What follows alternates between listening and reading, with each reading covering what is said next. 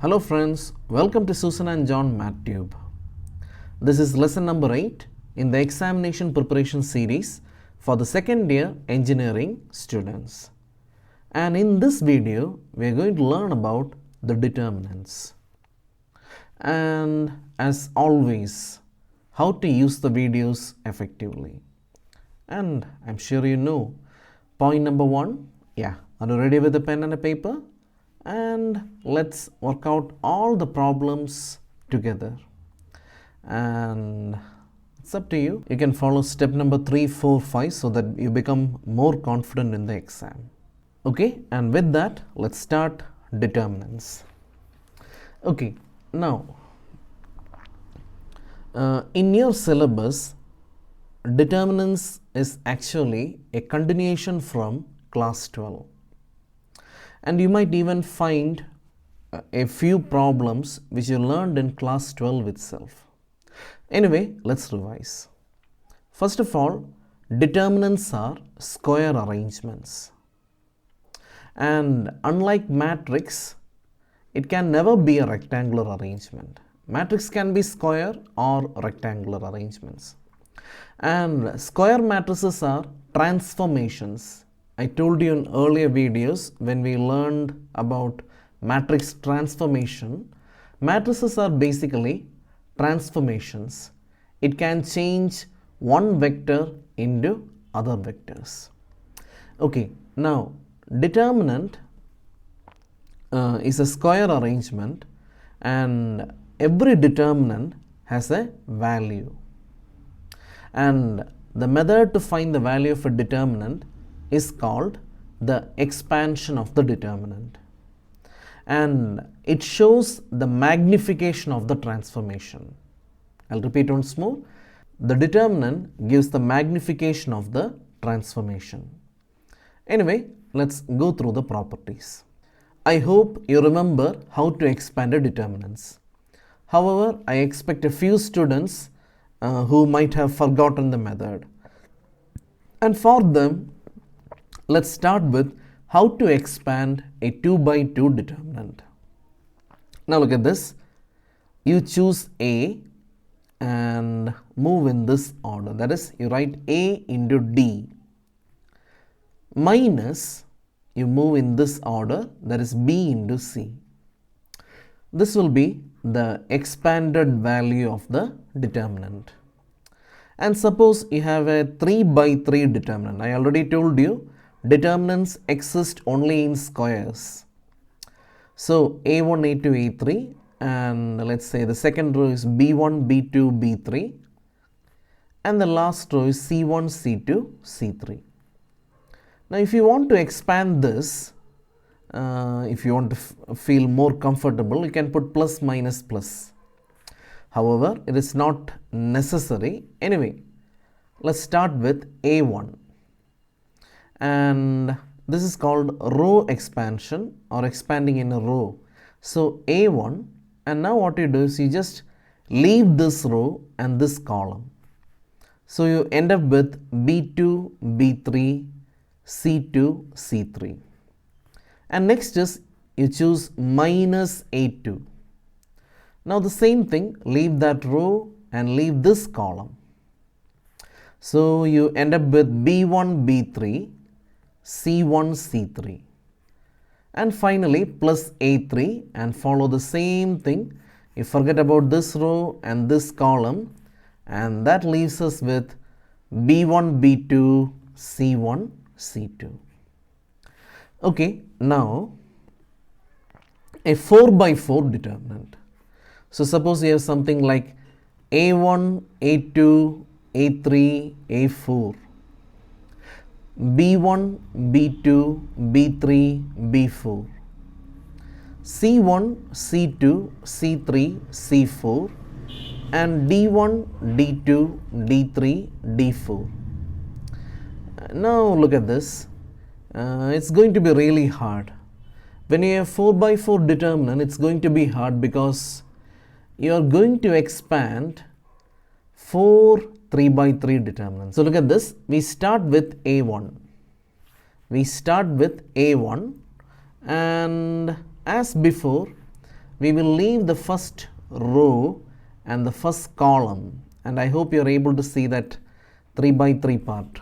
So we expand that 3 by 3 determinant. I am not going to write that clearly, B1, B2, B3, and you can guess. And then minus, what we do is we start with A2, and then we leave that row and the column and another 3 by 3 determinant, plus A3, then another 3 by 3 determinant, minus A4 and a 3 by 3 determinant. That means you will have to expand 4 3 by 3 determinants to obtain the value of a 4th order, and then the 5th order determinant, 6th order determinant, etc. So we need some properties so that the expansion becomes simple, and I want you to note these points. These are very important. So point number 1, if two rows are identical, if any two rows are identical in a determinant, let it be 2 by 2, let it be 3 by 3, let it be 4 by 4, 5 by 5, whatever, if two rows are identical, in the sense the elements are 1, 2, 3, 4, 1, 2, 3, 4, then don't waste your time expanding the determinant. The determinant will vanish. The value of the determinant will be equal to 0. So point number 1, I want you to note this. If two or more rows are identical, then the value of the determinant is equal to 0. That is, the determinant will vanish. It will disappear. Mathematically, vanishing means the value becomes 0. Okay, now look at this. I told you the property is for row, but the property holds true for columns also. That means if two columns are identical, then the determinant will vanish. Is that clear? Okay. Now the next one, suppose one row is identically 0. Suppose one row in a determinant is identically 0. All the members are 0. Then again the determinant will vanish. Okay. Now the third one. So look at this. Suppose I want to interchange any two rows. Look at this. I am talking only about rows, but all these properties hold for columns. So I am not going to specify that again. So I am mentioning the properties for row, and that clearly implies it will work for columns until I specify. Yeah. So suppose I want to interchange two rows. That means I want to put this over here, and I want to take this and put it over here. That means I want to interchange. And remember, the symbol for interchange is like this. This means I am interchanging the first row and the third row. Okay. Whenever you do this, remember the answer will become negative of the original determinant. That means if the original value of the determinant is 7, then after the interchange, the value will become minus 7. So please note the point. If you interchange any two rows or columns, then what will happen to the value of the determinant? Yeah, the value will be same in magnitude but opposite in sign. Okay, so the next property. Okay, now the next property, and this property tells us a determinant and its transpose will have the same value. I hope you remember what's a transpose. Transpose means, let's say 1, 2, 3, 4. So the transpose of this determinant will be, you read downwards, but write sidewards. That will be 1, 3, 2, 4. So a determinant and its transpose will have the same value. A determinant and the transpose will have the same value. So that's the next property. Okay. Now one very important property, that is if you apply any elementary row transformation or elementary column transformation, do you remember these transformations which we learned long back in matrices? If you don't remember, please visit our website and check out the topic matrices, and you'll be able to find the elementary row transformation and column transformation. So look at this. In the elementary row transformation, we had a special transformation like Ri changes to Ri plus K times Rj. So this property is very important in determinants, because even if you perform this operation in any determinant, the value will remain untouched. The value will not change. And this property helps us create zeros inside the determinant, which will of course make the expansion very easy. And the next property is something which you have to listen very carefully. That is multiplication by a constant. You know that in a matrix, when you multiply by a constant, you have to multiply each and every element. You have to multiply each and every element in the matrix. But in a determinant, it's not like that. You can multiply the first row throughout by the constant, or the second row, or the third row, or the fourth row. Listen, or, not and. So perform any one of this operation and the value of the determinant will be k times the original determinant. Once more, if you want to multiply a determinant by a non-zero constant, then you can multiply any one row or any one column by that constant. Okay, now the next property is very important. I hope you remember the elementary row transformations and elementary column transformations which we learned long back in matrices. And out of the three elementary row transformations, the last one, that is Ri changes to Ri plus K times Rj. This property is very important in determinants. Let's say you take a determinant and you perform this operation. Then you will get a new determinant, but the value of the first and the second will be the same. That is, this property will not change the value of the determinant, and that is extremely useful to evaluate a determinant, because normally what we do is just like in echelon form, we create a 1 over here, and using that 1 we try to create zeros either in this order or in this order.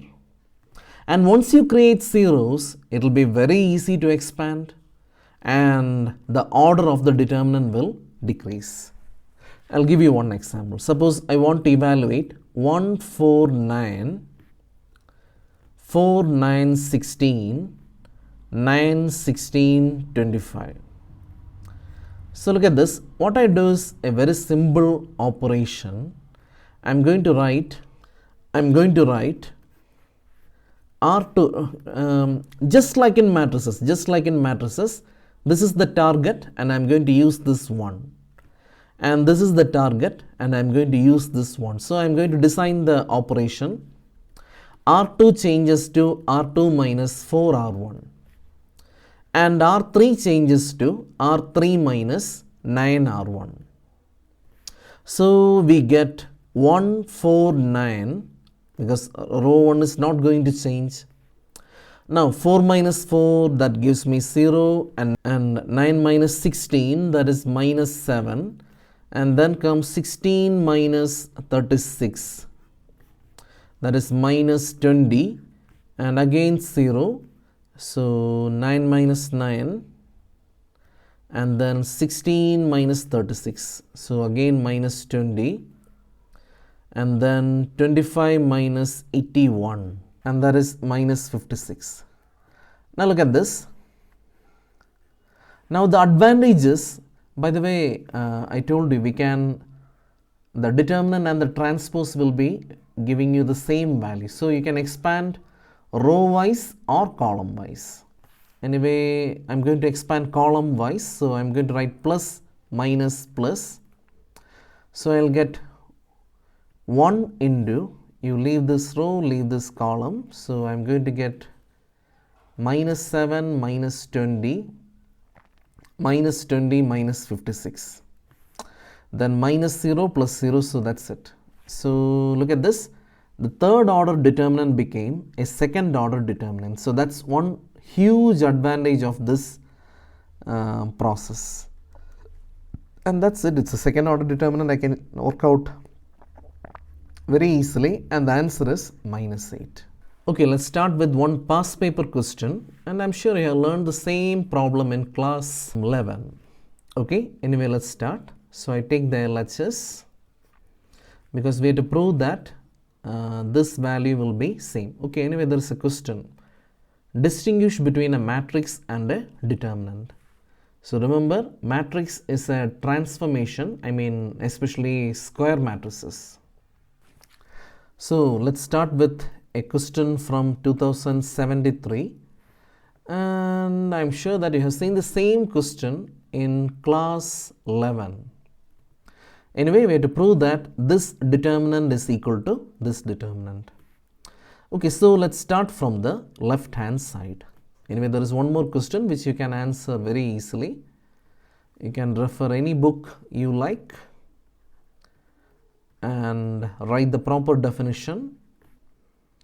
Okay, so we have the left hand side to be C, B plus C plus 2A, B, C, A, C plus A plus 2B. Okay, now look at this. Look at the right side. A plus B plus C. So what we do is, any ideas? Yeah. Okay, what we can do is, we have to create A plus B plus C, right? And I can see that if you add C1 plus C2 plus C3, okay, I'm going to perform C1 changes to C1 plus C2 plus C3. Can you tell me the advantage if you do that C1 plus C2 plus C3? Yeah, this plus this plus this, that means I'll get 2A plus 2B plus 2C, that will be 2 into A plus B plus C. And remember, when you perform column operations, always fill column wise. When you perform column operation, always fill column wise. So the second one will also be 2 times A plus B plus C. You can see that here. C and C will get added, and B and B will get added, and you'll get 2 times A plus B plus C, and only C1 will change. This is also 2 times A plus B plus C. And the rest will be the same, that is A, B plus C plus 2A, A, and B, B, C plus A plus 2B. I told you, when we multiply a determinant by a constant, it is enough to multiply one column or one row by that constant. Same with taking common factor. Do you have something common in the first column? Yes. What is common in the first column? 2 times A plus B plus C. So I'm going to take this outside, and I'll get 2 times A plus B plus C.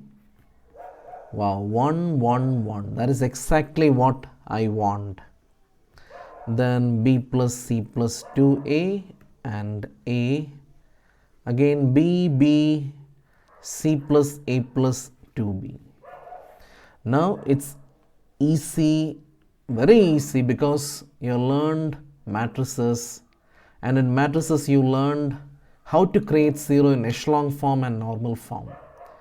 So this is our target and this is another target. So I'm going to write the plan here. I'm going to write R2 changes to R2 minus R1 and R3 changes to R3 minus R1. So I get 2 times A plus B plus C. Row 2 and row 3 will change. So there is no change over here. Okay, 1 minus 1 easy, that's 0. Here A and A, that is going to give me A plus B plus C. That is exactly what I expect. B minus B, 0, 0, 0. That is really easy. A plus B plus C. Okay, now look at this. I told you one very useful property. I'll write that once more. Suppose you have K and let's say A1, A2, B1, sorry, it should be 0 here. B1, B2, again 0 here. C1, C2. Then the answer will be K times a second order determinant. So the advantage of creating these zeros are the third order determinant will become a second order determinant. I hope you got the point.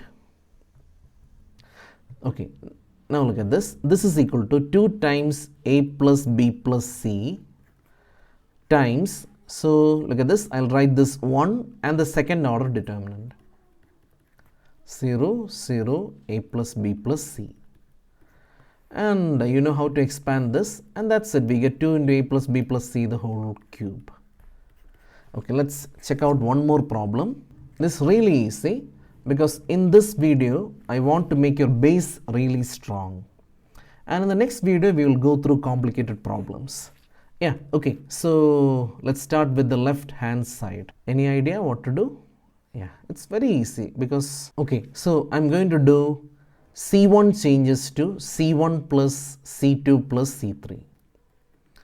It's very easy because I can see that 1 plus A plus B plus C, A plus 1 plus B plus C, A plus B plus 1 plus C. That's it. So I'm going to get 1 plus A plus B plus C, 1 plus A plus B plus C, 1 plus A plus B plus C. And B, 1 plus B and B, C, C, 1 plus C. So what's going to happen in the next step? Yeah, I'll get 1 plus A plus B plus C, and we get a determinant which we expected. C, C, 1 plus C. Now it's easy. What to do? Yeah, use this as the pivot element and target elements are over here. So I'm going to write the operation. Okay, I'll write R2 minus R1 and R3 minus R1. And that's 1 plus A plus B plus C. So 1 B C. So R2 minus R1. So it's going to be 1 0 0 0 1. Okay, now we have 1 and 0 0. That means this is going to be a second order determinant. A plus B plus C. 1 0 0 1, and that. Okay, let's do one more question. Okay, finally a fourth order determinant, and I'm sure you have never seen a fourth order determinant in class 11 for sure, but it's the same thing. So we have a very beautiful left hand side, and I'm not going to write that left hand side. And when you look at the right hand side, you can see that they have applied the property C1 changes to C1 plus C2 plus C3 plus C4. I hope you understood, because I can see that they have added all these quantities: x plus A plus A plus A plus X plus A plus A plus A plus X plus A, and that's it. So I'm going to get x plus 3A, x plus 3A, x plus 3A, x plus 3A, and the rest I can leave like this, but don't do that in exam. And In the next line, we get x plus 3a common. And the first column will become 1, 1, 1, 1. And then AXAA. And then AAXA. AAXA. And if my guess is correct, it will be AAAX. But in exam, don't take guess. Let's check it. Yeah. Okay. Now the same thing. Because we are going to change this fourth order determinant into a third order determinant. So I'm going to write my plan. R2 changes to R2 minus R1. R3 changes to R3 minus R1. And finally, R4 changes to R4 minus R1. Because my target is in the second, third, and the fourth. And kind of like the pivot element is on the first row. So we get x plus 3a and then 1a. So we get 0, x minus a, 0, again 0, 0, x minus a, and 0, and 0, 0, 0, x minus a. Now look at this. The biggest advantage of this property is the fourth order determinant will become a third order determinant. Now we can forget about this, but don't forget this 1. Here it is 1, so it won't create any trouble, but still make it a habit that you write that 1. Because in the next problem it may be 5, it may be 10, or it can be any other quantity. So the fourth order determinant becomes a very simple third order determinant, that is 0, 0, 0, x minus a, 0, 0, 0, x minus a. And this is a very simple determinant. If you want, the value is x plus 3a, and there are many methods to solve this. This is actually 0 into x minus a, this is 0 into x minus a, 0 into x minus a. So you take x minus a common, so we get x minus a the whole cube, and then you'll be left with an identity matrix. The determinant of an identity matrix is 1, hence the answer is this. Okay, now let's solve one more question. Okay, so another fourth order determinant, and clearly the right hand side is giving me a hint. So I start with the left hand side, and this time I'm not going to write the original determinant, but in the exam you can do that. And what should I do? Yeah, C1 changes to C1 plus C2 plus C3 plus C4. One very important thing, I've seen that many students are reluctant to do simple problems again and again and again. But remember, when you do this, you become more confident with those problems. And once you're very good with the basic problems, you'll find the harder ones very easy to tackle. So make sure you work out all these questions along with me. Okay, don't jump for the hard questions without solving simple problems. Anyway, I'm sure that you'll be able to handle this. So we're going to get 4 plus a, 4 plus a, 4 plus a, 4 plus a here. And then this will go outside, and you will get something like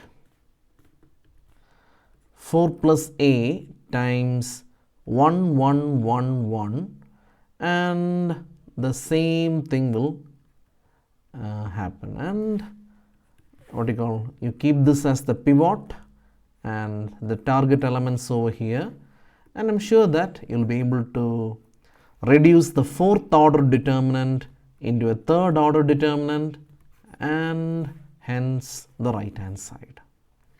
So I'll be back with another video very soon. So till then, my friends, bye.